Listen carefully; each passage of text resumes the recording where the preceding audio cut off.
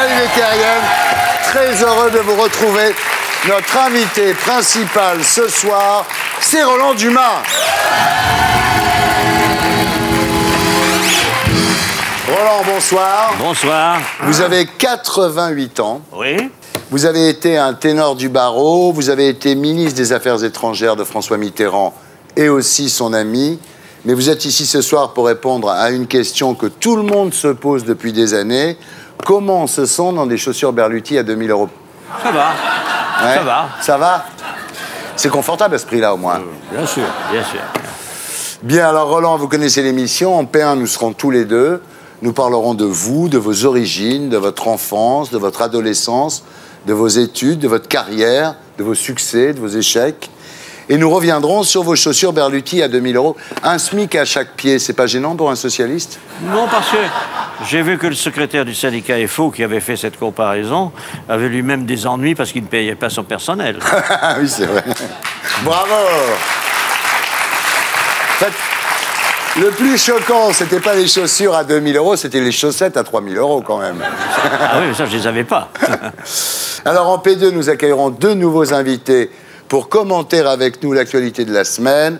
Jean-François Copé, qui répondra ici ce soir à une rumeur qui circule depuis quelque temps. Non, non, non, non. Il n'est pas sorti avec Anne Roumanoff bourré à la soirée de fin d'année de Sciences Po en 86. Ouais. Toujours en P2, nous recevrons Michel Simès, le médecin de France 5, le docteur de la télé, pour son livre « Hypochondriaque, je vous ai compris » chez Jacob Duvernay. Michel Simès, qui consulte toujours en hôpital, nous dira également à quel point la situation y est tendue. Il paraît que les infirmières n'ont même plus le temps de baiser avec les médecins. Vous saviez ça? Il faut faire une grande réforme. Oui.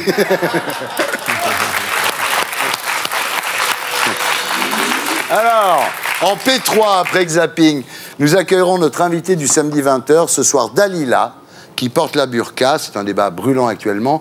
Et c'est la première fois qu'une jeune femme voilée viendra témoigner à la télévision. En fait, elle n'est pas musulmane, elle est juste très timide. Voilà, l'émission s'appelle Salut les terriens et le groupe Les Gréments de Fortune. Alors, Roland Dumas, rebonsoir. Bonsoir. Vous êtes né le 23 août 1922 à Limoges. Votre père, Georges Dumas, fonctionnaire des finances, membre du Parti socialiste clandestin, a activement participé à la résistance au sein de l'armée secrète. Et puis un jour, mon pauvre Roland, il eût mieux valu ne pas rentrer à Limoges. Le malheur qui nous frappe est épouvantable. C'est par ce mot, griffonné par votre mère... Ma mère m'a fait passer par un émissaire clandestin lui-même et elle m'a fait porter parce qu'elle était la seule à connaître l'endroit où je me cachais à l'époque. Voilà. Et vous apprenez la mort de votre père, qui avait été dénoncé, arrêté par la Gestapo, fusillé à Brantôme. Sur le cadavre de votre père, vous trouvez une fiche assez laconique, Georges Dumas, terroriste. Exactement. Alors là, vous êtes obligé de reconnaître les restes exhumés de votre père, un moment épouvantable pour vous, évidemment, une alliance, un bridge, un bout de veston, enfin, Oui, c'est... Un morceau de cravate. Un morceau de cravate. Car ceux qui l'ont exécuté avaient requis 2 personnes dans le pays pour les enterrer à même la terre, car ils n'avaient pas de cercueil. Et celui qui était chargé de les mettre dans le sol avait coupé en se cachant un morceau de sa cravate. Et nous, les organisations de résistance nous l'avaient fait passer pour qu'on puisse identifier à la fois le corps et savoir où il était. Ouais. Alors voilà, la mort de votre père a 2 conséquences. Vous dites, je n'aurais sans doute pas eu la même vie si mon père avait vécu. Sans doute, très certainement. Vous pensez que vous auriez eu une vie moins dissolue, Roland? Bon, ça, c'est très difficile. Vous avez déclaré, en ce qui concerne les affaires privées et au vu de la morale, je ne suis pas un exemple. Oui. Et vous avez déclaré aussi, vous savez ce que je ferais inscrire sur ma tombe? J'ai bien vécu. Je ne change pas la devise. Oui. Notez, elle n'est pas encore imprimée. Hein. Oui. Alors, autre conséquence de la mort de votre père, disparition de toutes vos ressources financière. Vous avez été dans la gêne à ce moment-là. Mon père était donc fonctionnaire de l'État français, mais comme il a été fusillé par les Allemands, les réactions ont été connues tout de suite à Vichy. On lui a suspendu son traitement, on ne l'a pas versé à ma mère, le lendemain de son exécution. C'est incroyable. Et qu'on a vécu à l'époque de l'aide, je dois le dire, des syndicats et des clandestins. Est-ce que c'est de là que date votre peur de manquer? Ah, peut-être. Je ne savais pas que vous étiez psychanalyste, mais après tout, pourquoi pas. Alors voilà, pendant la guerre, vous êtes vous aussi impliqué dans la résistance, vous convoyez des armes dans la région de Grenoble, vous serez arrêté par la police française, interné dans un fort et décoré de la Croix de guerre à la Libération. Vous avez toujours su mieux résister aux Allemands que jolies filles, Roland. Ah, c'est-à-dire que ce n'est pas le même registre.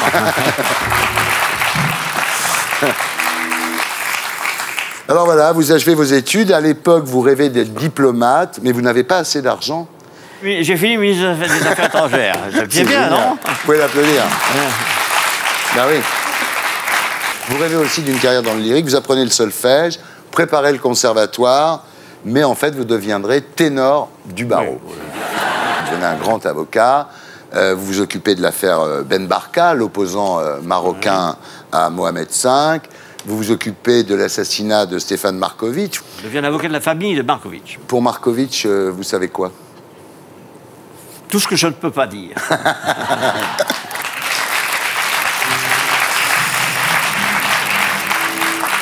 Vous avez été aussi l'avocat du Canard enchaîné. La DST avait mis des micros au Canard enchaîné. Oui, c'est l'affaire des micros qui a provoqué le plus fort tirage du Canard enchaîné de toute son histoire. Oui. Vous avez été également l'avocat du monde des arts et des lettres, Chagall, Picasso, Braque, Giacometti. Mais la grande rencontre de votre vie, c'est évidemment François Mitterrand.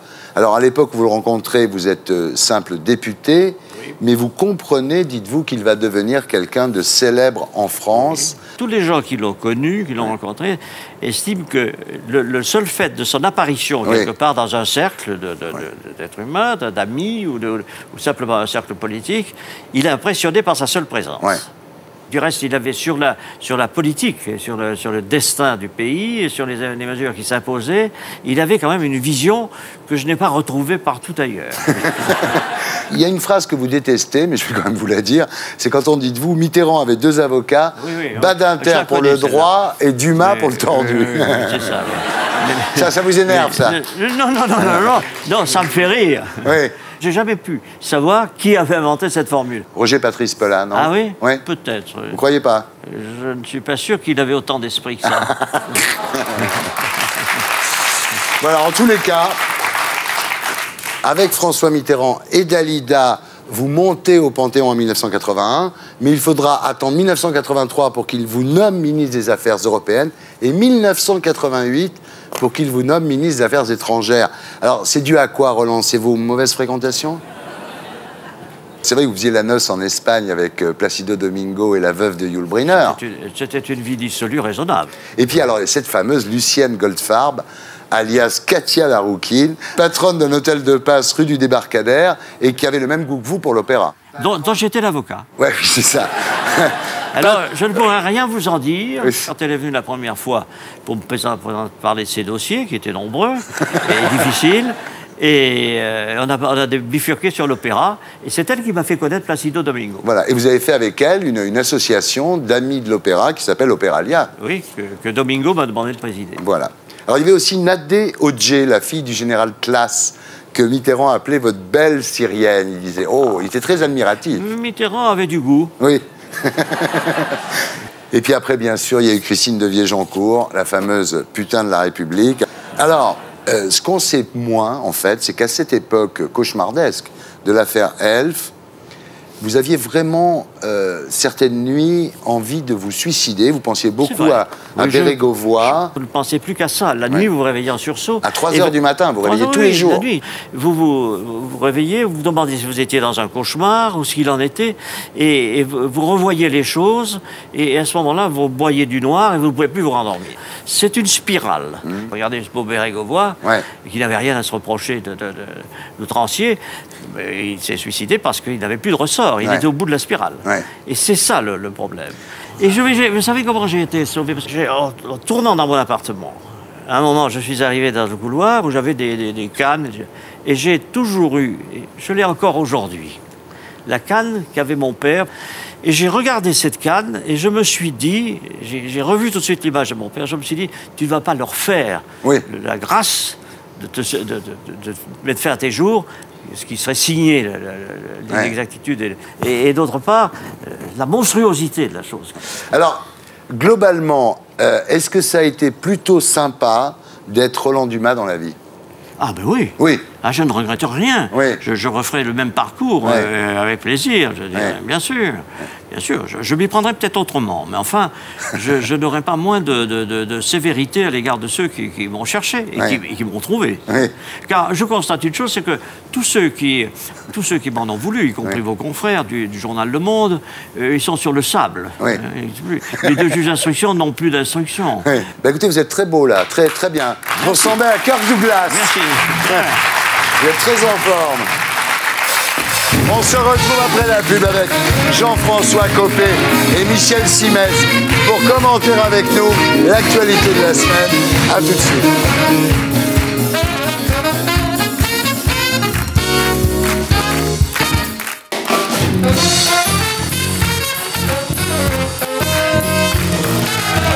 Rebonsoir les terriens, rebonsoir les terriennes. Nous sommes toujours en compagnie de Roland Dumas et nous accueillons Jean-François Copé et Michel Simès. Alors, Jean-François Copé, bonsoir. On vient de raconter la vie de Roland Dumas. Ce qui est intéressant dans votre vie, c'est qu'à l'âge de 10 ans, vous aviez un poster de Pompidou dans votre chambre. C'est quand même extraordinaire. Et c'est là que vos parents ont vu que vous étiez différent quand même. Enfin, il y avait aussi beaucoup de joueurs de tennis. Je me mets à l'aise, c'est tout. Voilà. Vous êtes ici ce soir, Jean-François, parce que vous venez de gagner 3 places au top 50 des personnalités qui énervent le plus Nicolas Sarkozy. J'attendais la chute. Désormais, vous êtes derrière Barack Obama et Ramayad en 3e position. Ça ne doit pas être facile d'énerver Sarkozy à ce point en faisant semblant de le défendre quand même, si? Ce qui me touche, c'est qu'à chaque fois, vous travaillez énormément vos questions et en fait, la réponse vous importe assez peu. Alors, vous avez quand même déclaré « Je suis de tout cœur avec Nicolas Sarkozy et je le soutiens à 100%. » Bah, vous voyez. Vous pouvez répéter?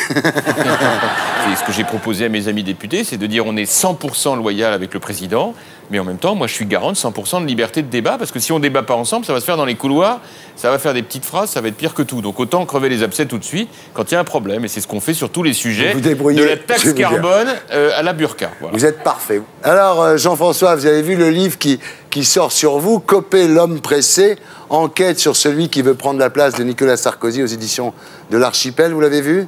Oui, je viens de finir de le lire, oui. Vous en pensez quoi? Par principe, je suis trop attaché à la démocratie pour être critique à l'égard d'un exercice comme celui-là. Voilà. Très bien. Alors, les auteurs sont Solène Leroyer et Frédéric Dumoulin, qu'on félicite. Alors, évidemment, il y a cette phrase extraordinaire. « Si je ne suis pas son ministre, je le ferai chier. » Eh bien, c'est ce que vous avez fait. Et puis il y a aussi une phrase dans l'Express, sur le plus haut trône du monde, on n'est jamais assis que sur son cul. Ça c'est une formule de Montaigne que ma maman m'avait accrochée devant mon bureau un jour où elle avait trouvé que j'en rajoutais beaucoup. Ah mais très bien, c'est une bonne éducation. Absolument. Alors, on va pas raconter le bouquin, on n'est pas là pour ça, mais c'est vrai qu'il y a des moments quand même très très durs, notamment à Marseille, quand il y a ce dîner de fin de campagne où vous pensez être invité. Vous n'êtes pas invité, vous allez voir Raffarin qui vous dit « T'en fais pas, viens avec moi ». Et même Raffarin n'y peut rien. C'est-à-dire qu'il y a une voiture de police qui vous reconduit à l'avion quand même. C'est humiliant ça, non? Ah oui, c'est pas un très bon souvenir, ça c'est sûr. Parce que je m'étais quand même donné beaucoup de mal pour la campagne de Nicolas. Et de ce point de vue, j'ai multiplié les interventions à la télé, les meetings. Enfin, j'ai fait le boulot qu'on fait dans ces cas-là. Voilà. Et objectivement, c'est pas... à titre personnel, un grand souvenir, parce que j'ai fait l'objet d'un bizutage en règle de l'équipe de campagne du futur président, mais en même temps, ça forme, hein, voilà. Alors, donc, 2017, évidemment, donc vous y pensez en vous rasant le matin. Il y a un surnom qui est vachement bien, c'est pas Robocop, c'est Robocopé. J'adore. Mais franchement, président de la République, c'est quand même pas beaucoup d'emmerde, non? Ça vous fait marrer, ça, non? Vous savez quand même que la top modèle qui chante n'est pas livrée avec le job. Oh là là. Il les travaille, hein. Il les travaille, ces questions. Mais je ne crois pas que ce soit quelque chose qu'on fait pour rire. Ouais. Je crois que c'est l'engagement d'une vie. On vous compare beaucoup à Nicolas Sarkozy. C'est Jean Sarkozy qui a dit ça. Il dit copier-coller. Il dit beaucoup moins de mal de moi depuis que je suis occupé de prendre sa défense lorsqu'il a eu à connaître des difficultés qui sont le lot, il faut bien le dire, de tous ceux qui s'engagent en politique. Ça a été l'occasion pour moi de lui dire que, voilà, on ne sait jamais de quoi demain sera fait. On peut avoir besoin de tout le monde. Donc avant de taper... Cette comparaison avec Sarkozy, elle vous gêne ? Pas du tout, non. C'est vrai qu'on a des points communs, on est tous les deux des petits Français de s'en mêler, par exemple. Voilà, alors ça c'est un truc, c'est-à-dire que vous avez révélé votre judéité bien après Nicolas Sarkozy, parce que d'abord, moi je vous en ai parlé ici, ensuite il y a eu l'article du Point, et puis finalement vous êtes mis à table. Vous aviez peur que ce soit un handicap pour vous d'être un sans-mêlé pour être président de la République ? Non, pas du tout, mais en fait ce qui s'est passé, c'est que j'ai reçu une éducation extrêmement laïque. Ouais. Parce que l'histoire de ma famille, vous la connaissez d'ailleurs, c'est l'histoire d'une famille qui a été sauvée pendant la guerre d'une rafle à Aubusson par des justes. Par un tapissier. Et moi, j'ai été élevé dans une éducation extrêmement laïque. Je n'ai pas eu d'éducation religieuse. Ouais. Je suis attaché à la tradition, bien sûr, familiale, mais pour autant, on n'est pas pratiquant dans ma famille. Voilà. Et donc, ce n'était pas quelque chose qui venait naturellement. Et puis, moi, je considère qu'il faut être très authentique dans l'engagement politique. Et je pense que les Français sont demandeurs de voir quelle est la flamme d'authenticité qui est dans votre regard. Pourquoi est-ce que vous avez décidé, malgré les sacrifices qu'il faut consentir, à vous engager pour votre pays. Voilà. Ouais. Et moi, ce qui est ma flamme, c'est que nous avons dans la famille, qui est la mienne, une dette vis-à-vis de la France. Parce que ce sont des Français qui ont sauvé d'autres Français, et que ça, on ne l'oublie jamais. C'est pour ça qu'aujourd'hui, je ne partage pas toutes les activités qui sont entreprises. Par exemple, on va en parler tout à l'heure, sur la burqa. Je me demande si c'est intéressant, le débat sur l'identité nationale. Est-ce que c'est pas inconsidérément une façon de réveiller toutes ces histoires ? Je crois beaucoup à l'utilité de ce débat sur l'identité. Je pense que ce dont nous souffrons le plus aujourd'hui en France, c'est de ne plus parler des sujets difficiles. Et en réalité, si c'est douloureux aujourd'hui, c'est parce que nous sortons de 30 années de déni. Parce que pendant 30 années, on a culpabilisé sur tout. Sur la guerre, sur la colonisation, sur la décolonisation. Et du coup, on a juste arrêté de parler avec les Français d'une réalité, c'est que la population française d'aujourd'hui est profondément différente de celle d'il y a 50 ans. Est-ce que c'est une discussion de cet ordre qu'il faudrait avoir, c'est-à-dire sur la place publique, en réveillant toutes les origines, toutes les solutions? Qu'est-ce qu'on va dire maintenant? Un tel, il est juif, il était juif, il a changé de nom, il n'a pas changé de nom. Les Italiens qui nous ont pris le travail en 1930, etc. Je veux dire, le débat public sur une question aussi aiguë, moi je crains que les meilleures intentions produisent les pires effets. J'ai eu cet échange un jour à la radio avec quelqu'un qui défendait votre thèse en évoquant l'affaire Dreyfus. Et cette fameuse caricature dont vous vous souvenez... Ils en ont parlé. Ils en ont parlé. On voyait deux images. La première image, c'est un déjeuner de famille, normal. L'image suivante, tout dévasté dans la salle à manger. Et en dessous, ils en ont parlé de l'affaire Dreyfus. Eh bien, moi, je comprends cette image. Il y a de l'humour là-dedans. Mais quand même, c'est parce qu'ils en ont parlé qu'on a réhabilité un petit capitaine face à l'état-major très puissant qui ne voulait entendre parler de rien. Ça c'est aussi la France. Ça, c'est votre explication. Et c'est l'honneur de la France. Je trouve qu'effectivement, le débat sur l'identité nationale, vous disiez tout à l'heure que vous avez une dette envers la France. Moi, mon grand-père a été arrêté par la police française, parce que mon grand-père est mort à Auschwitz, mais arrêté par la police française, parce que moi aussi, je suis d'origine juive. Mes grands-parents sont venus de Pologne en 1922, pensant se réfugier en France. Ils ont vécu heureux jusqu'à la guerre. Mon grand-père a servi dans l'armée française et un jour, il a été convoqué par la police française. Ça, c'est horrible. Et ma grand-mère m'a raconté qu'elle lui avait dit « n'y va pas ». C'était à Paris, elle lui a dit « n'y va pas ». Et il lui a dit « mais que veux-tu qu'il m'arrive? J'ai servi dans l'armée française, je vais aller... » Il est parti au commissariat en toute confiance, il s'est retrouvé à Pithiviers, et de Pithiviers, il est parti à Auschwitz, camp dans lequel il était mort. Et effectivement, aujourd'hui, ce débat sur l'identité nationale est un problème. Je ne sais pas s'il faut le faire, s'il ne faut pas le faire, mais pardonnez-moi, mais regardez, là, vous racontez cette histoire. Vous ne l'auriez peut-être pas racontée si nous n'avions pas pris le temps de se poser, de dire « allez, si on se racontait un peu ». Non, c'est possible. Mais moi, je vais vous dire une chose. Ce qui manque à ce pays, c'est de livrer beaucoup plus sa sensibilité. Parce qu'on est tous formatés, avec notre pudeur, avec notre intériorisation. L'intérêt de ça, c'est de se découvrir. C'est un rendez-vous de sensibilité et d'émotion et que nous avons besoin. Nous avons besoin de livrer nos émotions. Ça, c'est convaincant. Vous avez raison, c'est peut-être que je l'aurais pas dit autrement. Et juste une anecdote. J'ai reçu il y a 2-3 ans le prix du meilleur journaliste d'information médicale. Et la remise du prix de la Fondation Recherche Médicale était faite au Sénat. Pour moi, ça a été un moment d'un symbole. C'est-à-dire que j'étais dans le plus profond de la France pour recevoir un prix. Et j'ai failli, à la fin de mon discours de remerciement, dire que ce moment était pour moi important parce que mon père avait été arrêté par la France et j'ai pas réussi à le faire. J'ai pas réussi à le dire. Aujourd'hui, vous le dites. Voilà. Très bien. Alors, en tout cas, vous avez du nez. Vous n'avez pas participé au clip des jeunes UMP. Ça, c'est sûr. Mais vous étiez sur la vidéo où Brice Hortefeux se moquait des Auvergnats. C'est pas pareil. Vous êtes contre le port de la burqa, même pour les Auvergnats, j'imagine. Même pour les filles moches. Cette dernière remarque, si je peux me permettre, est affreuse. Parce que vraiment, c'est la négation même des raisons du combat que je mène dans ce domaine avec tous mes amis députés et d'innombrables Français de toute confession. On en parlera. Qui pensent que ça n'est vraiment pas ce sujet-là qui est à mettre en avant. On en parlera en P3 avec Dalila, mais c'est quand même incroyable qu'on puisse plus se balader avec un drap sur la tête dans ce pays, quand même. Bon, et pour Batman, on fait quoi? Bien.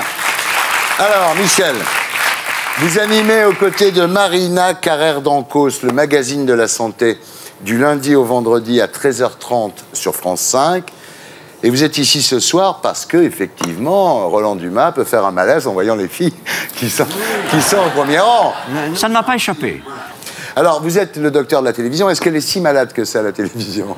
Je sais pas, mais ceux qui la présentent sont souvent un peu givrés. Ouais. Alors, vous continuez à faire des consultations à l'hôpital. C'est vrai que vous signez vos ordonnances avec amicalement Michel Simès? Non, parfois, il y a des patients qui me demandent un autographe sur les ordonnances de l'hôpital et ça me gêne un peu. Oui. Alors, Michel, vous publiez chez Jacob Duvernay un livre intitulé « Hypochondriaque, je vous ai compris, manuel à l'usage de ceux qui se croient foutus », où vous essayez de prouver aux hypochondriaques qu'ils ne vont pas forcément mourir parce qu'ils ont mal à la tête. Enfin, ceci étant, on peut mourir aussi parce qu'on a mal à la tête. Oui, mais on peut mourir sans passer par le mal de tête. On peut être hypochondriaque, attraper une maladie quand même. Ah, mais c'est même pire que ça. C'est que moi, il m'arrive d'avoir des malades que je suis depuis 10 ans et qui m'emmerdent toutes les semaines pratiquement à venir avec un autre symptôme. Et il arrive une fois que vous arrivez à diagnostiquer quelque chose quand même chez quelqu'un qui n'a pas été malade depuis 10 ans. Quand même. Et quand il y a un cancérophobe qui depuis 10 ans vient vous voir persuadé qu'il a un cancer et que ça fait 10 ans que vous ne le trouvez pas et qu'un jour vous le trouvez, il vous dit, vous voyez docteur, je vous l'avais bien dit. Voilà. Donc et là, il est meilleur que le médecin. Mais ça fait 10 ans qu'il ne l'avait pas. Alors, moi je suis très passionné de prévention. Est-ce que vous pouvez expliquer aux gens la différence entre l'hypochondrie et la prévention? La prévention, c'est d'être vigilant. Par exemple, je sais que vous êtes très vigilant concernant votre santé. Vous allez faire régulièrement ce qu'on appelle des check-ups, qui n'ont strictement aucun intérêt sur le plan médical, mais qui, au moins... un gros cancer, c'est un ancien petit cancer. Oui, non, mais enfin, le problème du check-up, c'est que si vous faites un check-up et qu'on vous fait un scanner corps entier, si on ne sait pas où regarder, on ne trouvera pas. Si c'est une toute petite tumeur... Du cardiologue. Vous sortez de chez le cardiologue et vous mourrez sur le trottoir. La prévention, c'est faire attention à sa santé, éviter les facteurs de risque, éviter les comportements excessifs dans tout un tas de domaines, et puis de temps en temps faire un petit examen, aller voir son médecin, prendre sa tension pour éviter les problèmes. L'hypochondrie, c'est quand vous faites ça, mais que vous êtes persuadé que vous êtes malade. Voilà, d'accord. Voilà. Donc je ne suis pas hypochondriaque. Voilà. Vous êtes un des rares présentateurs célèbres à pas l'être, en tout cas. Peut-être parce que je ne suis pas si célèbre que ça. Alors, dans votre bouquin, tout y passe. L'infarctus, alors les gens disent « Ah, docteur, je vois un infarctus, le cancer, le sida, Alzheimer, la Parkinson, enfin toutes les angoisses, quoi, tous les symptômes. » J'ai voulu vendre le plus de livres possible. Non, mais c'est très bien fait, ça je dois dire. Bon, c'est un livre très utile en tous les cas, que je conseille à tous justement les hypochondriaques ou assimilés, parce que c'est vrai que c'est très utile. Alors le grand sujet médical du moment, c'est Roselyne Bachelot, évidemment, le vaccin contre la grippe A. Et c'est vrai qu'elle vient de transmettre des consignes en cas de canicule cet hiver. Elle a vraiment... On passe maintenant aux commentaires de l'actualité de la semaine avec l'édito de Blacko.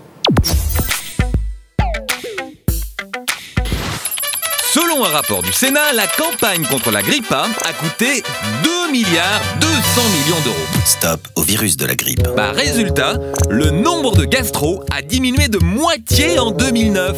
Eh ouais, tout simplement parce que les Français ont pris l'habitude de se laver les mains. Alors, merci qui? Eh bah oui, merci Roselyne. Reste à savoir si Roselyne avait besoin d'acheter autant de vaccins. La pauvre, elle pouvait pas savoir. Fin août, même le plus sérieux de nos journaux annonçait en une: le virus H1N1 serait 100 fois plus mortel que celui de la grippe classique. Alors la faute à qui? Pour le savoir, le Conseil de l'Europe a ouvert une enquête sur les liens entre l'OMS et les grands laboratoires pharmaceutiques. En effet, l'Organisation mondiale de la santé est financée en grande partie par ses fonds privés. Ça n'a certainement rien à voir avec la décision de décréter la pandémie mondiale début juin. En tout cas, la banque JP Morgan estime que les grands groupes pharmaceutiques devraient empocher entre 7 et 10 milliards de dollars de bénéfices. Les gestes de chacun font la santé de tous. Allez, bonne année les terriens! Et surtout, la santé. En cas de symptômes grippaux, appelez votre médecin traitant ou le 15. Voilà, c'était l'édito de Blacko, mise en image de Julien Grappe. Voilà. Alors ce vaccin, peut-être qu'il est bon à boire, peut-être qu'on peut le boire à l'apéro, non? Je sais pas, mais en tout cas, ça vaut le coup encore de se faire vacciner. Ah, vous persistez, parce que vous avez été un des grands zélateurs de la vaccination. Oui, mais parce qu'il y a deux débats qui sont mélangés. D'un côté, ce qu'a dit Blacko sur les questions qu'il faut aujourd'hui se poser sur les relations entre l'Organisation mondiale de la santé et les laboratoires pharmaceutiques. Oui. Est-ce qu'ils ont ou pas poussé à ce qu'on élève au niveau 6 le niveau d'alerte? Est-ce qu'ils ont poussé ou pas à ce qu'on achète suffisamment de vaccins pour qu'il y ait 2 injections alors qu'ils savaient qu'on en aurait peut-être une? J'en sais rien et je m'en fous. C'est pas mon boulot. Moi, mon boulot en tant que médecin, c'est la santé publique et la santé des gens qui viennent me voir ou qui me demandent conseil. Pour eux, il y a un problème de santé publique qui est que cette grippe A, ce virus contre la grippe A, qu'on le veuille ou non, qu'on plaisante ou non dessus, est un virus qui est plus mortel que le virus de la grippe saisonnière. Il y a 6000 morts par an de la grippe saisonnière, il y en a pour le moment 200 de la grippe A, ça fait pchit, comme disait notre ami. Les 6000, ouais, je sais, ça c'est le grand argument de Debré. Il dit que c'est une grippette, lui. Il est gentil. Il faut qu'il continue à faire de la politique et qu'il arrête la médecine. Je pense qu'il n'a pas vu de malade depuis longtemps. Il ne faut pas penser que tous les médecins sont pourris, que tous les virologues disent n'importe quoi et sont maqués à l'industrie pharmaceutique. Les virologues ont dit que ce virus était plus dangereux qu'un autre. Et les personnes qui sont mortes sont des personnes jeunes. Ouais. Vous, moi surtout. On risque rien. Donc, Michel, même s'il n'y en a que 200, Michel, ce que vous dites, c'est que l'État était dans son rôle en commandant 90 millions de doses de vaccins. Mais bien sûr qu'elle était dans son rôle. Elle n'est pas médecin, Roselyne. Elle a des experts qui lui disent on ne sait pas s'il y a 2 ou une injection. Bien oui. On commande. Michel, vous êtes vacciné, vous? Bien, moi, j'ai été un des premiers à être vacciné. Mais je suis médecin. Roland. À son âge, Roland est peut-être protégé parce qu'il a probablement rencontré le virus en 1957. J'ai rencontré tellement de virus dans ma vie. Je ne suis rien. Roland, on en a vu d'autres. Il ne faut pas dramatiser. Moi, comme je suis le plus ancien, vous le soulignez. La grippe espagnole, vous avez connu. Oui, tout ça. La grippe espagnole, non, c'est 14-18. Vous exagérez. Excusez-moi, Roland. Non. Ça a commencé avec la diphtérie des années 30. Oui, la diphtérie, oui. Les types m'envoyaient ma petite voisine qui avait 16 ans et morte de ça. Ouais. Roland, pas vacciné. Mais non. Bon. Jean-François. Vacciné, oui. Vacciné? Oui, vacciné. Vous n'avez pas peur du syndrome de Guillain-Barré? Parce que les gens... Pourquoi ils ne se font pas vacciner, les gens? Parce qu'ils ont peur du Guillain-Barré, vous savez très bien. Mais c'était l'obsession de Guillain-Barré. Oui. Vous êtes allé à l'école, Thierry? Oui. Bon. Le syndrome de Guillain-Barré est une conséquence d'une infection liée à un virus. On va faire simple. Vous avez une grippe, vous avez 4 risques sur 100 000 personnes de faire un Guillain-Barré. Vous vous faites vacciner. Vous avez un risque sur 1 million. Oui, je connais les chiffres, oui. Mais alors, ça veut dire quoi? Soyons cyniques. J'ai toujours peur que ça tombe sur vous. Non, mais soyons cyniques. Le vaccin protège contre le Guillain-Barré? Ouais, c'est logique. Moi, je suis totalement solidaire de Roselyne Bachelot. Elle a fait un travail formidable. Vous n'êtes pas vacciné contre Roselyne Bachelot. Non, mais écoutez, qu'est-ce qu'on n'aurait pas entendu si on n'avait pas fait le travail qu'on a fait? Enfin, écoutez, franchement, je me suis amusé. Il se trouve qu'il y a eu 2 bandes vidéo très amusantes. Jean-Marie Le Guen, qui est vos amis, qui est socialiste, a démarré au moment où on a lancé l'affaire en juillet-août sur le thème suivant: quel scandale, rien n'est organisé. pour terminer il y a 15 jours ou 8 jours sur le thème « Quel scandale, on en a trop fait ». Bon, c'est là où vous dites, parfois la politique c'est moche, quoi. Parce que, très franchement, là, dans un sujet comme celui-là, quand on est dans l'opposition, il y avait juste à dire sur un sujet comme ça, allez, attendez, on est d'accord, faites de votre mieux, essayez de l'organiser le mieux possible, et puis pardon, hein, on a la chance d'être un grand pays riche quand même. Hein, parce que le grand débat, c'était quelle horreur, on a attendu 2 heures pour se faire vacciner. Est-ce que vous vous rendez compte que nous avons organisé une vaccination massive pour notre population? Que faut-il penser de ces nombreux pays du sud de la planète pour lesquels il n'y a pas du tout de vaccination? Alors, Jean-François, est-ce que vous saviez, vous, que l'OMS était financé par les labos? Non.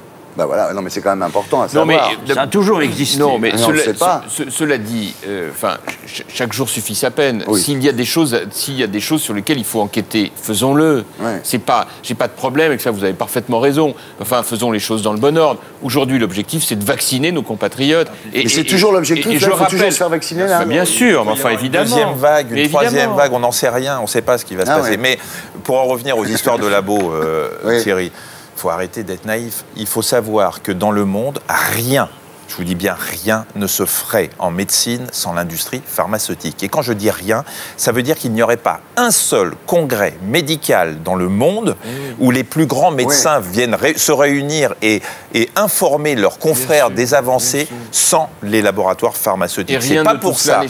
C'est pas pour ça qu'il faut pas vérifier que c'est pas eux qui ont poussé à la consommation. Très bien, vous êtes la voix de la sagesse, Michel. Bien. On se retrouve après la pub avec le zapping et notre invité du samedi 20h. Ce soir, Dalila, qui porte la burqa. À tout de suite.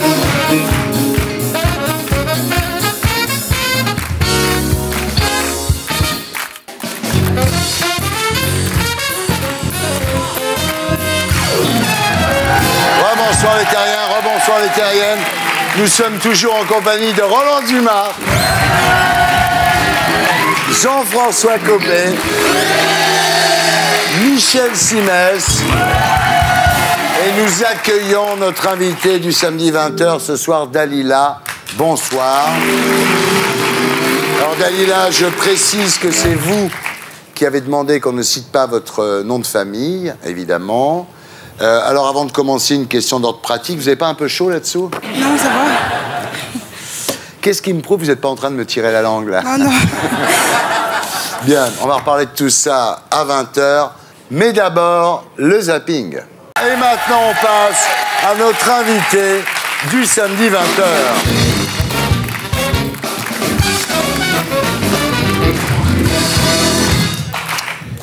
Dalila, rebonsoir. Vous êtes née en octobre 1987 à Dijon. Vous avez 22 ans. Votre maman, qui est française, a vécu un temps en Algérie et a voulu garder une trace de son passage là-bas en appelant ses 2 filles jumelles Dalila et Salwa, des prénoms qui vous rattachent à un père qui ne vous a pas reconnu. Elle a voulu que par la suite, qu'on lui reproche pas de nous avoir appelés par un prénom français. D'accord. Vous avez vécu toutes les 3 dans un HLM de la banlieue de Dijon. Vous avez été scolarisé dans le public et ensuite dans un lycée privé catholique jusqu'à un bac pro en bureautique. Mais ensuite, comme vous étiez bon élève, vous êtes allé à la fac de droit de Dijon. Votre mère n'avait pas spécialement de religion, mais elle a toujours refusé de vous servir du porc à table. Cela vous intrigue et vers l'âge de 13 ans, vous commencez à vous poser des questions et votre mère vous répond, un petit peu comme pour votre prénom, c'est pour pas que vous me le reprochiez plus tard. Oui, c'est ça. Alors, vous comprenez pas bien, vous allez acheter un exemplaire du Coran, un livre sur les femmes du prophète Mahomet et vous apprenez toute seule les raisons pour lesquelles vous ne devez pas manger de porc. Oui. Ma mère, elle n'est même pas musulmane. Bah oui. On ne comprenait même pas pourquoi. Oui. Elle est plutôt déiste. Oui. Elle dit qu'elle croit en Dieu, mais elle ne se rattache à aucune religion. Ouais. Donc on a commencé à apprendre. Et notre manière de vivre, d'être, lorsqu'on a appris la religion, on s'est dit, mais c'est nous. C'est notre façon de penser. Ouais. Donc ma sœur et moi, on a commencé à apprendre à la religion. Et on l'a aimé. Et on l'a aimé jusqu'à aujourd'hui. Et on l'a appris à devenir musulmane. Voilà. Et être musulmane en étant française. Voilà. Chose que, à l'heure actuelle, les gens, les politiciens, ne veulent pas comprendre. Ouais. À partir de là, toutes vos économies, vos salaires, hein, à l'âge de 16 ans, vous travaillez dans un hôtel, passent dans l'achat de livres d'initiation au Coran. Et alors, à un moment, vous portez le foulard donc pendant 6 mois, mais vous réalisez qu'en fait, le véritable voile islamique, c'est le voile intégral. Je ne voulais pas passer par le foulard, parce que je savais très bien qu'à la base, le voile islamique, c'est un voile long. Ensuite, j'ai appris par la suite que les écoles juridiques islamiques divergent sur la façon de porter le voile.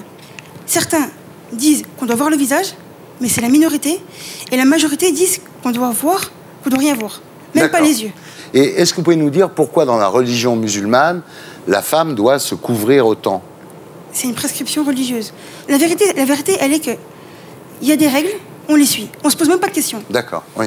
Voilà. C'est comme la religion catholique quand on mange du poisson le vendredi. Oui. Voilà. Voilà. Alors, vous commencez à porter ce voile intégral en fin de 3e, donc, dans la cour de récréation, mais pas en cours. C'était un collège catholique aussi. Ouais. Il m'autorisait, mais arrivé en classe, je me dévoilais. D'accord. Voilà.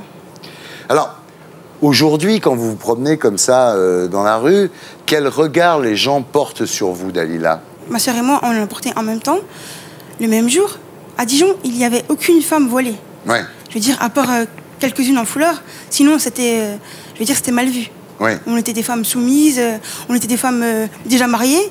Pour la plupart, ils m'appelaient madame alors que j'avais 17 ans. Ouais. Donc voilà, mais les gens se sont habitués et voilà. Est-ce que les gens portent sur vous un regard inquisiteur? Est-ce que... Les gens posent des questions. Ouais. Ils posent des questions, mais maintenant, ça s'est dissipé. Un petit peu, d'accord. Beaucoup même. Vous vous sentez que ça va mieux, là? Vous êtes Oui, mieux, ça va vous êtes mieux. mieux admise, plus le temps passe, en fait. Avant, les gens, dans la rue, j'ai subi des agressions, j'ai subi des insultes. Maintenant aussi, il y en a encore, mais largement moins. Est-ce que vous avez été agressé verbalement? Verbalement et physiquement. Qu'est-ce qu'ils vous disent quand ils vous agressent verbalement, par exemple? Bah, à peu près, ça rejoint les opinions de M. Copé, c'est-à-dire femme soumise. Après, des insultes bien plus grosses, mais Ouais. c'est le même sens. Quelqu'un a voulu vous étrangler? Oui, une personne qui m'a dit on n'est pas en Afghanistan. Elle est venue vers moi, elle m'a prise par la gorge. Mais je lui ai dit on n'est pas en Afghanistan, on est en France. Je suis française. Oui. Et je porterai ce voile, même si tu m'agresses, je le garde. Et je l'ai gardé. 5 ans après, je l'ai toujours. Et la personne qui vous a agressé physiquement, qui a essayé de vous étrangler, c'était un homme, une femme, jeune? C'était un homme, une quarantaine d'années. Voilà. Mais j'ai même pas porté plainte. Ouais. Je veux dire, j'ai porté ce voile-là, je savais à quoi m'attendre.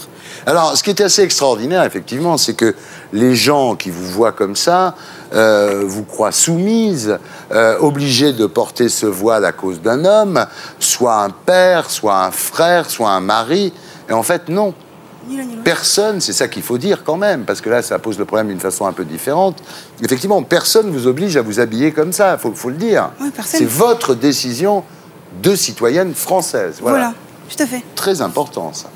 Alors, pour vous, le voile n'est pas un handicap aujourd'hui, puisque à la faculté, on a le droit de porter le voile. C'est-à-dire dans les collèges et les lycées, c'est interdit, mais à la faculté, on a le droit. Donc, vous faites vos études de droit. Simplement, vos professeurs vous demandent de vous dévoiler pour les examens. C'est bien ça, Dalila? Voilà. Et j'ai passé des examens. Ils m'ont dit on vous a reconnu, on sait que c'est vous, donc c'est même pas la peine de vous dévoiler. Sur le plan religieux, vous n'êtes pas extrémiste, vous n'êtes pas salafiste, vous n'êtes pas... Ah non, pas du tout. Je ne suis aucun courant sectaire. Ouais. Je ne suis pas extrémiste du tout. Alors en gros, vous, ce que vous pensez en fait, c'est que les filles françaises aujourd'hui cherchent à ressembler à celles qu'on voit dans Secret Story, et pour vous, c'est un peu l'abomination, ça. C'est-à-dire la marchandisation du corps de la femme. Pour moi, ça représente vraiment la femme française. Oui. Ce qu'on veut d'elle. Pour moi, c'est significatif. C'est la femme française. Et moi, jamais de ma vie, je serai comme ça. D'accord. Voilà. Donc on vous verra jamais dans Secret Story. Non, pas du tout. Non, non. Alors, vous dites, ce sont les dictatures qui imposent aux gens comment s'habiller. Oui. Et comme la France n'est pas une dictature, on ne peut pas m'imposer comment s'habiller. Franchement, ça représente vraiment mal. Le projet de M. Copé représente vraiment mal un pays démocratique. Vraiment pas. Ouais. On n'a pas à se mêler de la religion. Vraiment pas. Mais non. On ne se mêle pas de la religion. En plus, vous n'avez aucune science en matière de religion. Vous ne savez pas. Recherchez, c'est quoi la vérité dans la religion. Et après, vous pouvez discuter avec des filles qui portent ce voile-là. Ceci étant, Dalila, il y a quand même des millions de musulmans qui vivent leur islam en France sans porter le voile intégral. Chacun ses convictions. Ceci étant, chaque pays a son fonctionnement. Par exemple, en Arabie Saoudite, si on veut construire une église en Arabie Saoudite, on ne peut pas. On pourrait aussi penser qu'en France, tout le monde suit une certaine règle, comme en Arabie Saoudite. Mais je suis contre le système saoudien. D'accord. Contre le système saoudien et contre tous les systèmes des pays arabo-musulmans. Je veux dire, la femme, là je suis d'accord, la femme elle est soumise. On impose à des femmes qui peuvent ne pas, même pas croire en Dieu, à porter un voile qu'elles n'ont pas voulu. Le voile doit être voulu. Donc vous, ce que vous dites là, c'est que vous êtes contre cette police religieuse, les types qui ont des petites baguettes comme ça dans la rue, qui embêtent les femmes, qui se conduisent mal. C'est très grave. Contre ça. Mais bien sûr que oui. D'accord. Alors Jean-François, vous avez pris la tête un petit peu de la campagne anti-burqa. En tous les cas, vous avez pris de vitesse la mission parlementaire qui doit donner ses conclusions fin janvier. Vous avez des positions qui sont même plus dures, je dirais, que celle de Brice Hortefeux, qui, lui, est pour l'interdiction uniquement dans les services publics. Et vous allez jusqu'à prôner une amende de 750 € pour s'habiller comme ça. Oui, et je dois dire, en vous écoutant, que tout cela a renforcé les convictions qui sont les miennes, et je me permets de vous dire, pas simplement les miennes. Je voudrais d'ailleurs vous dire, vous avez plusieurs fois employé le terme d'insulte. Je n'ai pas du tout le sentiment, en prenant cette position, d'insulter qui que ce soit. Vous disiez tout à l'heure, en me regardant, puisque, en fait, c'est la seule chose que nous pouvons faire, c'est échanger des regards. Là où moi, je pense que le premier contact entre deux personnes, avant même le regard, c'est le sourire. Et que moi, je peux vous sourire et que, malheureusement, je ne sais jamais si vous répondez à mon sourire. Mais en tout cas, sachez une chose, c'est que tout à l'heure, vous m'avez dit, Monsieur Copé, vous ne connaissez pas la religion, connaissez-la et voyez les règles avant de juger. Moi, je voudrais vous dire que la particularité de la France, comme d'autres pays, c'est d'être une démocratie. Et c'est d'être une démocratie laïque. Qu'est-ce que c'est la laïcité? Ce n'est pas du tout la négation des religions. C'est le fait que chacun puisse exercer son culte, s'il le souhaite, dans le respect de celui de l'autre. Et moi, personnellement, comme beaucoup de Français, parce que c'est ce qui a fait le creuset de notre pays, je suis évidemment très respectueux du fait que chacun appartienne à une communauté religieuse, associative, politique. Mais à une condition, c'est que les règles de la communauté soient subordonnées aux règles de la République. Pas égales aux règles de la République, subordonnées aux règles de la République. Et parmi les règles de la République, il y a celle du vivre ensemble. Or, pour que l'on puisse vivre ensemble, il faut que l'on connaisse l'identité de l'autre. Et le premier élément de l'identité, c'est le visage. Et donc, il ne faut pas qu'il y ait de doute là-dessus. Ce n'est pas le voile qui est en cause. C'est le fait d'avoir le visage intégralement dissimulé. Parce que du coup, il n'y a plus d'identité. Et pour moi, le problème, il est là. Parce que, au-delà de votre personne, il y a en réalité une double difficulté. Le premier, c'est la question du respect des femmes. Et la seconde, c'est la question de la sécurité. Et madame, moi je voudrais vous dire, avec respect, qu'on ne peut pas accepter que dans une société comme la nôtre, il y ait une situation dans laquelle un enseignant puisse remettre un enfant à la sortie de l'école à une personne dont il ne voit pas le visage. De la même manière, on ne peut pas banaliser le phénomène dans lequel, dans une vie en société, une partie des gens choisirait au quotidien d'avoir le visage complètement dissimulé et donc méconnaissable. Vous savez par exemple que le pèlerinage de la Mecque, vous le savez sans doute, le voile intégral est interdit. J'ai consulté le président du Conseil français du culte musulman. Il a été auditionné par la mission parlementaire. Il a été reçu par les députés UMP, j'étais présent. Il nous a dit, c'est dans les minutes du texte, que ça n'était pas le port du voile intégral une prescription religieuse. Pour moi, le voile intégral, pour moi, ça n'est pas une question religieuse. Voilà pour vous. Je m'oppose à toute stigmatisation. J'ai été choqué par le débat sur les minarets pour cette raison-là. Le véritable sujet, ça n'est surtout pas de stigmatiser telle ou telle communauté religieuse. C'est comme le port de la cagoule dans les manifestations. Mais exactement. Pour moi, par contre, il est hors de question de banaliser ce phénomène. Permettez-moi de vous dire, s'il vous plaît, qu'en France, ceux qui représentent l'islam, comme étant Dalil Boubaker, je suis désolée, il n'a aucune science déjà pour affirmer qu'il n'a aucune science. Quelle science? Il est quoi? Il a été élu, madame. Oui, il était élu. Et oui. Et figurez-vous que dans nos... Mademoiselle. Excusez-moi. Non, mais c'est pas grave, c'est juste un cliché. Non, c'est pas un cliché, Si. c'est parce que comme je... Vous pensez tous qu'on est mariés. Non, mais je pense rien, madame, ne m'agressez pas, je pense rien. Pas, mais... Ma difficulté avec vous, je me permets de vous le dire, c'est que c'est extrêmement difficile de discuter, si je puis dire, d'égal à égal avec quelqu'un dont on ne voit pas le visage. J'ai beaucoup de mal à parler avec vous. Je ne vous vois pas. C'est normal, c'est normal. Mais c'est très difficile. Parce que la société moderne, la société organisée, la société du respect, elle passe par le fait d'une rencontre entre des visages. Non, mais bien sûr, mais vous voyez la difficulté que j'ai à vous parler. Arrêtons de nous mentir, c'est ça la difficulté. Moi, je vois votre visage. Bien sûr. Vous pouvez le cacher. Vous le cachez, vous parlez, vous avez une voix. Ça n'existe pas, parce que le respect de la personne, ça commence aussi par son identité. Vous êtes une personne intelligente. Bien. Quel rapport? Nous allons demander à l'ex-patron du Conseil constitutionnel. Oui, mais ce n'est pas dans la Constitution, malheureusement. Concernant Dalila, alors est-ce que vous acceptez qu'elle soit comme ça? Mais oui, moi je trouve que ça vous dérange pas. Ça me dérange pas le moins du monde. Oui. Et je considère que ceux qui envisagent de légiférer sur ce sujet prennent une très grave responsabilité, parce que vous allez voir ressurgir le même problème dans d'autres religions. Par exemple, prenons la religion juive. On affiche, c'est vrai, dans la rue des tenues qui ne sont pas les tenues classiques. Les chassidim, vous voulez dire, avec les papillotes, le plafond, la redingote noire, et ce qui fait que, même si vous n'en avez pas l'intention, vous les reconnaissez. Ça peut vous choquer. Demain, par exemple, si vous avez une majorité qui n'est pas celle d'aujourd'hui, qui prendra une loi contraire pour la religion juive ou toute autre religion, peu importe. Le principe de laïcité formelle, c'est de ne pas toucher aux religions. Ce que vous dites est, pour moi, aberrant. Pourquoi? Mais pourquoi? Parce que le problème n'est pas de savoir s'il est des juifs pratiquants qui ont, comme vous dites, des papillotes, ou bien un ecclésiaste catholique qui a sa tenue, ou bien naturellement un musulman. Le problème n'est ou un bouddhiste. Le seul sujet qui nous importe, c'est la dissimulation du visage, monsieur Dumas. Qu'est-ce que ça a à voir? Mais c'est un élément majeur d'identité et du vivre ensemble. Eh bien, je constate que sur ce point, nous sommes en désaccord. Nous sommes en désaccord. Et je le regrette, mais je veux simplement vous dire que pour ce qui me concerne, il est inimaginable de construire la société de demain avec des gens qui vivent ensemble sans pouvoir reconnaître leur visage. Michel, je vous écoute. Je ne suis pas d'accord avec M. Dumas sur le fait qu'on peut porter un turban pour un sikh, on peut porter une kippa pour un juif, on ne peut pas comparer avec la burqa ou avec le voile intégral. Et pour moi, un voile intégral, c'est une négation totale de sa personnalité. Et là, le débat et le... Oui, mais là, c'est un avilissement. Michel, personne n'oblige. Vous avez des endroits chez les catholiques où on ne voit jamais le visage de la femme. Les cloîtrés, par exemple, vous ne les voyez pas. Non, peut-être que dans votre cas,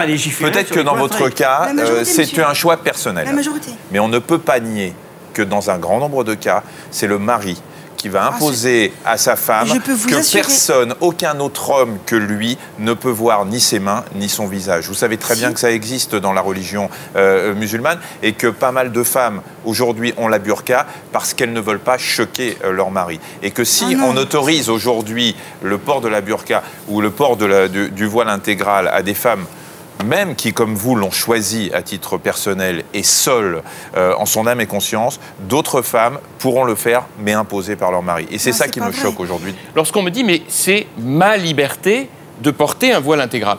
Il y a, par exemple, des libertés qui sont interdites. On n'est pas libre de se balader totalement dénudé. Non. On n'est pas libre de se balader en détenant des armes, de la drogue. Il y a évidemment des interdictions. C'est comme ça qu'on organise une société. Et vous voulez que ça rentre dans l'interdiction? Eh bien oui. Ce n'est pas dans le domaine des libertés de se promener avec des armes à la main. Ça c'est vrai, vous avez raison. Mais ça c'est l'ordre social. Mais ça n'a rien à voir avec le comportement vestimentaire.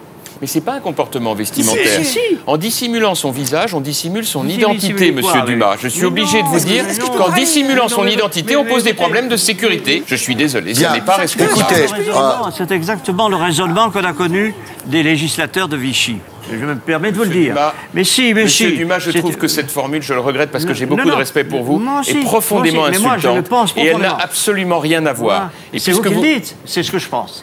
Mais vous savez ce que c'était la législation de Vichy? Mais oui, bien sûr. Elle conduisait des hommes à la mort. Mais évidemment. Et vous êtes bien placé pour le savoir. Oui, comment exactement. osez-vous faire des comparaisons comme celle-là? Parce que ce texte est là. Ce texte mais que vous préconisez est là. Demain, il sera peut-être avec votre majorité. Vichy, c'était d'interdire. Il y aura des sursauts dans votre majorité. Mais enfin, monsieur Dumas, Vichy, c'était interdire à des hommes et des femmes d'exercer des professions, d'envoyer leurs enfants à l'école. Oui. C'était la conduite à des arrestations et à des déportations. Ça n'a rien à voir avec ce sujet. Vous n'allez pas m'apprendre ce qu'était la législation de Vichy, puisque vous n'étiez pas né, la formule que et vous que moi j'en ai utilisez souffert parce que j'étais né. Bien. Alors, messieurs, de toute façon, le temps nous est malheureusement imparti. Dalila, je vous laisse le mot de la fin. Je vous remercie d'avoir eu le courage de témoigner, parce que j'ai pas souvent vu de femmes voilées à la télévision témoigner, donc c'est assez courageux. Est-ce que vous avez un mot de conclusion? Oui. Concernant la sécurité, je suis d'accord avec vous. Toutes les femmes qui ont des enfants, qui vont chercher leurs enfants à l'école, si l'institutrice ne la reconnaît pas, elle peut très bien se dévoiler le visage devant elle. S'il y a un contrôle au niveau de la police, au niveau des douanes, il n'y a pas de problème, on se dévoile. Mais dehors, les gens, les passants, n'ont pas à voir mon visage. Pour quelle raison? Pour quelle raison un homme ou une femme doit voir mon visage? Non. Parce que nous vivons mais je refuse, monsieur. Vous savez pourquoi? Parce que c'est ma religion. Et en tant que religieuse, je dois porter ce voile-là. Ce voile-là a été légiféré dans le Coran. Et vous voulez faire une loi pour légiférer. Vous savez qu'en tant que musulmane, je n'ai pas le droit, je n'ai pas... Mon devoir à moi est de respecter ma religion et de la pratiquer comme bon me semble. Sauf que, malheureusement, en respectant les autres. Les prescriptions religieuses dans la République française sont subordonnées au respect des lois de la République. Je suis désolé de vous le dire, parce qu'il y a d'autres solutions. Monsieur, vous me parlez. Je ne suis pas hors la loi. Demain, c'est exact, puisqu'il n'y a pas de loi d'interdiction. Demain, vous allez en faire une, et je serai hors la loi. Vous vous imaginez? Ma mère handicapée, d'accord? Moi, je vis seule avec ma mère et ma sœur. On porte ce voile-là. Vous ne pourrez plus sortir de chez vous. Plus jamais. Bah écoutez, moi je vais vous dire une chose. Vous penserez à moi. Non mais madame, mademoiselle, je voudrais quand même rappeler une chose. C'est qu'à l'école, nous avons eu le même débat sur les signes religieux ostentatoires à l'école. Et rappelez-vous qu'on avait dit la même chose, et pour autant, parce que les Français sont profondément républicains, profondément respectueux de la législation, il n'y a eu absolument aucun problème d'application de cette loi. Aucun problème. Mais le 19 mai... Elle a été respectée par les Français, de toute confession. Le 19 mai 2004, l'ONU a jugé cette loi comme étant d'intolérance religieuse. Vous savez pourquoi, monsieur? Parce qu'on respecte les religions. Bien, écoutez, il me semblait qu'il y avait de quoi juger bien d'autres exemples d'intolérance religieuse dans le monde. Bien, mais en tous les cas, merci à tous pour ce débat tout à fait étonnant à la télévision française. C'était Salut les terriens avec Roland Dumas pour l'ensemble de son œuvre, Jean-François Copé pour l'ensemble de son œuvre aussi, Michel Simès pour Hypochondriaque, je vous ai compris, chez Jacob Duvernay, Dalila. Je vous remercie. Je vous laisse avec mes amis d'Action Discrète et de Groland Magazine. Rendez-vous samedi prochain. Et d'ici là, vous pouvez nous retrouver sur le site canalplus.fr. Salut les terriens.